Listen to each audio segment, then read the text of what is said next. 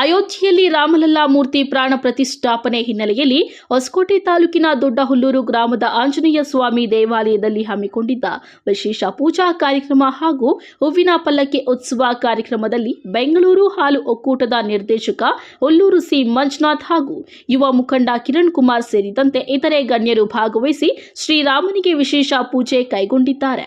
ಬಳಿಕ ಮಾತನಾಡಿದ ಸಿ ಮಂಜುನಾಥ್ ಅವರು, ಸುಮಾರು 5 ದಶಕಗಳಿಂದ ರಾಮ ಮಂದಿರ ನಿರ್ಮಾಣ ಮಾಡಲು ನನ್ನ ಸಾಗದ ಕನಸನ್ನ ಪ್ರಧಾನಿ ಮೋದಿ ಅವರು ರಾಮ ಮಂದಿರ ನಿರ್ಮಾಣ ಮಾಡುವ ಮೂಲಕ ಇಡೀ ದೇಶವೇ ಅಯೋಧ್ಯೆ ಕಡೆ ತಿರುಗಿ ನೋಡುವಂತೆ ಮಾಡಿದ್ದಾರೆ.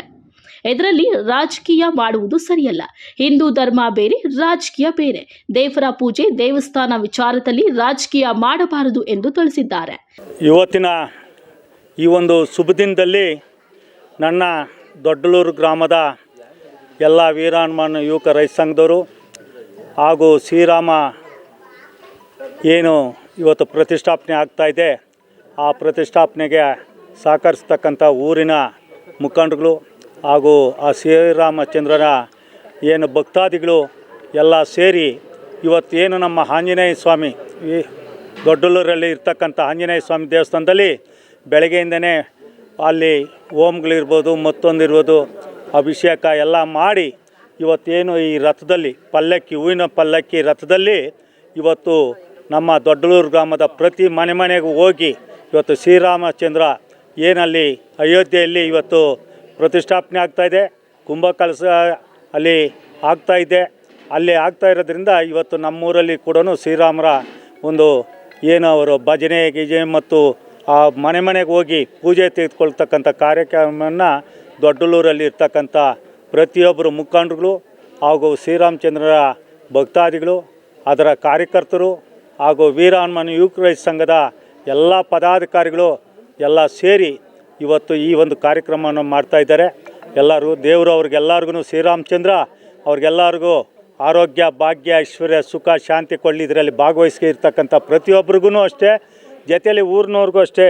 ಈಗಾಗಲೇ ಅಲ್ಲಿ ಕಾರ್ಯಕ್ರಮ ಶುರುವಾಗಿದೆ. 12:20ಗೆ ಏನೋ ಶುರುವಾಗ್ತಾಯಿದೆ. ಅದರಿಂದ ಕಾರ್ಯಕ್ರಮ ಇನ್ನೇನು ಕೆಲವೇ ನಿಮಿಷಗಳಲ್ಲಿ ಶುರುವಾಗಲಿದೆ.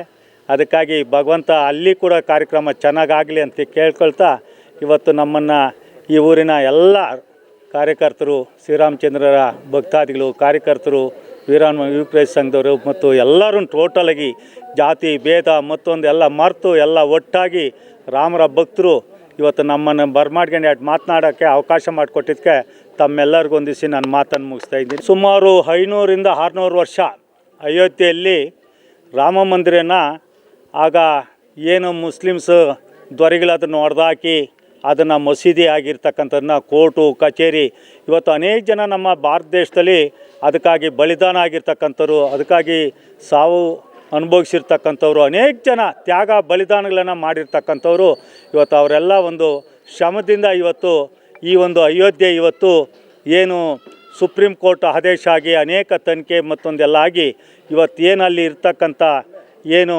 ಹಿಂದೂ ಪರಿಷತ್ತವ್ರು ಇರ್ಬೋದು, RSS ಇರ್ಬೋದು, ಇವತ್ತು ಮೂಲ ಅದಕ್ಕೆ ಆಗಿರ್ತಕ್ಕಂಥ ಮೋದಿಯವರು, ನರೇಂದ್ರ ಮೋದಿಯವರು ಇದಕ್ಕೆ ಮೂಲ. ಅಮಿತ್ ಶಾ ಅವರು ಮೊದಲು ಸುಮಾರು 90-92ರಲ್ಲಿ ಅದ್ವಾನಿಯವರು ಮತ್ತು ಮುರಳಿ ಜೋಶಿಯವರು ಇದರ ಮೂಲ ಹಾಕಿರ್ತಕ್ಕಂಥ ಮೆರವಣಿಗೆ ಹೋಗಿ ಮತ್ತೊಂದು ಮಾಡಿರ್ತಕ್ಕಂಥದ್ದು ವಾಜಪೇಯಿಯವರು ಇವರೆಲ್ಲ. ಇವತ್ತು ಪ್ರಧಾನಿ ನರೇಂದ್ರ ಮೋದಿಯವರ ಅಮೃತಹಸ್ತದಿಂದ ಇವತ್ತು ಈ ಒಂದು ಶ್ರೀರಾಮಚಂದ್ರನ ಪ್ರತಿಷ್ಠಾಪನೆ ಮತ್ತು ಕುಂಭಕಲಶವನ್ನು ಮಾಡ್ತಕ್ಕಂಥ ಕೆಲಸವನ್ನು ಇವತ್ತು ನರೇಂದ್ರ ಮೋದಿಯವ್ರಿಗೆ ಬಂದಿದೆ. ಹಾಗೂ ಇವತ್ತು ಅವ್ರಿಗೆ ಹೇಳೋಕ್ಕಾಗೋದಿಲ್ಲ, ನರೇಂದ್ರ ಮೋದಿಯವರು ಇವತ್ತು ಪ್ರಪಂಚದಲ್ಲಿ ವಿಶ್ವಮಾನವ ಅಂದರೂ ತಪ್ಪಾಗಲಾರದು ಇವತ್ತು.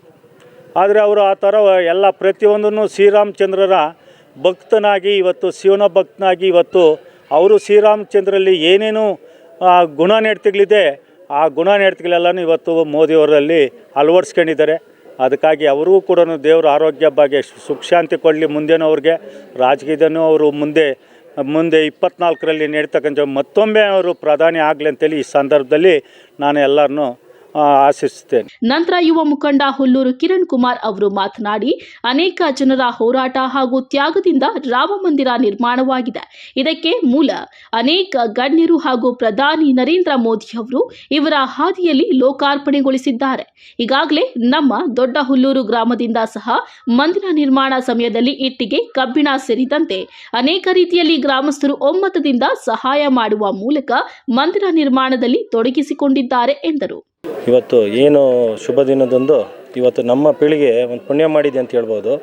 ಏನಕ್ಕಂದರೆ 500 ವರ್ಷಗಳ ಹೋರಾಟ ಹಾಗೂ ತುಂಬ ಜನಗಳ ಬಲಿದಾನ ಹಾಗೂ ತ್ಯಾಗ ಮಾಡಿಕೊಂಡು ಬಂದಿದ್ದಾರೆ. ಈ ನಮಗೇನು ಒಂದು ಸುಖ ಅಂದರೆ ಈ ನಮ್ಮ ಕಾಲದಲ್ಲಿ ರಾಮ ಮಂದಿರವನ್ನು ಒಂದು ಉದ್ಘಾಟನೆ ನೋಡೋಕ್ಕಾಗಲಿ, ನೆಕ್ಸ್ಟ್ ಅವರ ರಾಮಲಲ್ಲ ದರ್ಶನ ಮಾಡೋಕ್ಕೆ ಒಂದು ಅವಕಾಶ ಮಾಡಿಕೊಟ್ಟಂಥ ನರೇಂದ್ರ ಮೋದಿಯವರಾಗ್ಬೋದು, ಅಮಿತ್ ಶಾ ಅವರಾಗ್ಬೋದು, ಯೋಗಿ ಆದಿತ್ಯನಾಥ್ ಅವರಾಗ್ಬೋದು, RSS ಅವರು, VHP ಅವರನ್ನು ಇದಕ್ಕೆ ಮೂಲ ಇದನ್ನು ಶುರು ಮಾಡಿದಂಥ ವಾಜಪೇಯಿ ಅವರು, ಅಡ್ವಾಣಿ ಅವರು ಹಾಗೂ ಮುರಳಿ ಮನೋಹರ್ ಜೋಶಿ ಅವನ್ನೆಲ್ಲ ನಾವು ಈ ಭಾಗದಲ್ಲಿ ನೆನೆಸ್ಕೊಬೇಕಾಗ್ತದೆ. ಆ ಟೈಮಲ್ಲಿ ರಾಮ ಮಂದಿರ ಕಾಲ ಆದಾಗ ನಮ್ಮ ಊರುಗಳಲ್ಲಿ ಕೂಡ ಎಲ್ಲ ಹಿರಿಯರು, ಮುಖಂಡರು, ದೊಡ್ಡವರು, ಯುವಕರು ಎಲ್ಲ ಸೇರಿ ಇಟ್ಟಿಗೆ ಹಾಗೂ ದೇಣಿಗೆಯನ್ನು ಕೂಡ ಆ ಕಾಲದಲ್ಲಿ ಕಲೆಕ್ಟ್ ಮಾಡಿ ನಮ್ಮ ಊರುಗಳಿಂದ ಸಹ ಕೂಡ ಕಲೆಕ್ಟ್ ಮಾಡಿ ಆವಾಗ ಅಯೋಧ್ಯೆಗೆ ಕಳಿಸಲಾಗಿತ್ತು ಅವಾಗೆಲ್ಲನೂ. ಹಾಗಾಗಿ ಈಗ ತನಿಖೆ ಎಲ್ಲ ಮುಗಿದು ಸುಪ್ರೀಂ ಕೋರ್ಟ್ ಆದೇಶದ ಮೇಲೆಗಡೆ ಇವತ್ತೇನು ಅಯೋಧ್ಯೆ ಭವ್ಯ ಮಂದಿರ ಆಗ್ತಾಯಿದೆ, ನಮಗೆಲ್ಲ ಒಂದು ಸುಖದ ವಿಚಾರ. ಅವತ್ತು ಈ ದಿವಸ ನಮಗೆಲ್ಲರಿಗೂ ಒಂದು ಸಂತೋಷ ದಿನ. ಇವತ್ತು ಏನು ನಿಜವಾದ ಶ್ರೀರಾಮನ ಬಂದು ನವಮಿ ಹಬ್ಬ ಆಚರಿಸ್ದಂಗೆ ಇವತ್ತು ನಮ್ಮೂರಲ್ಲಿ ಎಲ್ಲರೂ ಒಗ್ಗೂಡಿ ಯಾವುದೇ ಭೇದ ಭಾವ ಮರೆತು ಹಿಂದೂಗಳೆಲ್ಲ ಒಗ್ಗಟ್ಟಾಗಿ ಇವತ್ತು ಒಂದು ಆಚರಣೆಯನ್ನು ಮಾಡ್ತಾಯಿದ್ದೀವಿ. ನೋಡಿ ಹೇಳೋದೇನದು, ಇದರಲ್ಲಿ ದೇವರಲ್ಲಿ ರಾಜಕೀಯ ಇಲ್ಲ, ಪಕ್ಷ ಇಲ್ಲ, ಯಾವುದೂ ಇಲ್ಲ.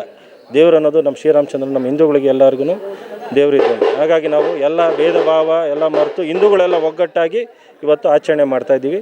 ನಮ್ಮೂರಲ್ಲಿ ಯಾವುದೇ ರೀತಿ ಭೇದ ಭಾವ ಇಲ್ಲದೆ ಇವತ್ತು ಶ್ರೀರಾಮನ ಇದನ್ನು ಉದ್ಘಾಟನೆ ಫಂಕ್ಷನನ್ನು ಎಲ್ಲ ಒಗ್ಗಟ್ಟಾಗಿ ಖುಷಿಯಾಗಿ ಆಚರಿಸ್ತಾ ಇದ್ದೀವಿ. ಇನ್ನು ಇದೇ ಸಂದರ್ಭದಲ್ಲಿ ಭಕ್ತಾದಿಗಳಿಗೆ ಅನ್ನದಾಸೋಹ ಏರ್ಪಡಿಸಿದ್ದು, ವೀರಗಾಸೆ, ತಮಟೆ, ಡೋಲುಗಳಿಂದ ಗ್ರಾಮದ ಪ್ರಮುಖ ಬೀದಿಗಳಲ್ಲಿ ಹೂವಿನ ಪಲ್ಲಕ್ಕಿಯಲ್ಲಿ ಸೀತಾರಾಮ, ಲಕ್ಷ್ಮಣ, ಆಂಜನೇಯ ಸ್ವಾಮಿಯ ವಿಗ್ರಹಗಳನ್ನು ಮೆರವಣಿಗೆ ಮಾಡಲಾಯಿತು. ಈ ಸಂದರ್ಭದಲ್ಲಿ ಮುಖಂಡರಾದ ರವೀಂದ್ರ, ಹರೀಶ್ ಬಾಬು, ಮಧುಗೌಡ, ನವೀನ್ ಗೌಡ, ಮಂಜುನಾಥ್ ಸೇರಿದಂತೆ ಅನೇಕ ಯುವಕರು, ಮುಖಂಡರು ಹಾಜರಿದ್ದರು.